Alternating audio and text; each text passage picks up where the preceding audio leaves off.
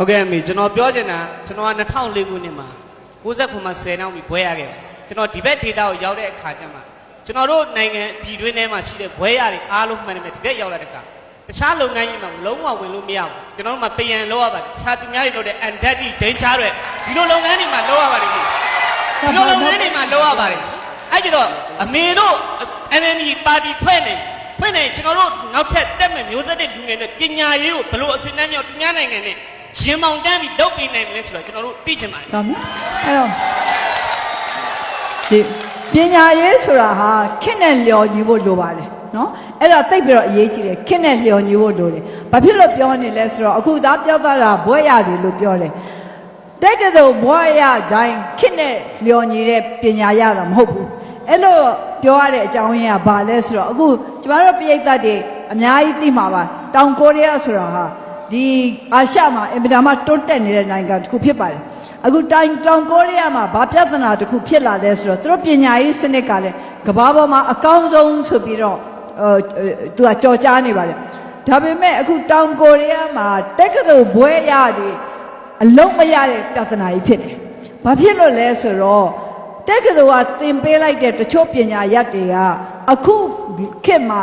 အလုံးရနိုင်တဲ့အရေးချင်းတွေနဲ့မကိုက်ညီလို့အဲ့တော့သူတို့တွေကတော့သူတို့နိုင်ငံကတော့ပြန်ပြီးဆင်ခြင်ပြီးတော့သူတို့ရဲ့ပညာရေးစနစ်ကိုဘယ်လိုပြောင်းလဲရမလဲဆိုတော့စဉ်းစားရတော့ပေါ့နော်အဲ့တော့ကျမတို့ကလည်းဒီဟာကိုစပြီးတော့စဉ်းစားပါပြီအဲ့ဒါဘာလဲဆိုတော့တက္ကသိုလ်ပညာတက္ကသိုလ်ဘွဲ့ရခြင်းသာရင်ပညာတတ်ထောင်မဟုတ်ဘူးအသက်မွေးဝမ်းကြောင်းပညာဘက်ကိုကျမတို့အများကြီးအားပေးဖို့လိုလိမ့်မယ်ကမ္ဘာပေါ်မှာအချမ်းသာဆုံးနိုင်ငံ၃ခုဖြစ်တဲ့ဥပမာဆွီဒင်ဆွစ်ဇာလန်ဂျာမနီမှာဆိုလို့ရှိရင်အသက်မွေးဝမ်းကြောင်းပညာကျောင်းတွေဟာတက္ကသိုလ်များနဲ့ဒန်းတူဂုဏ်ရှိတယ်အခုကျမတို့နိုင်ငံမှာဆိုလို့ရှိရင်တက္ကသိုလ်သွားမှဂုဏ်ရှိတယ်လို့ထင်တယ်မဟုတ်ဘူးအဲ့ဒီနိုင်ငံတွေမှာ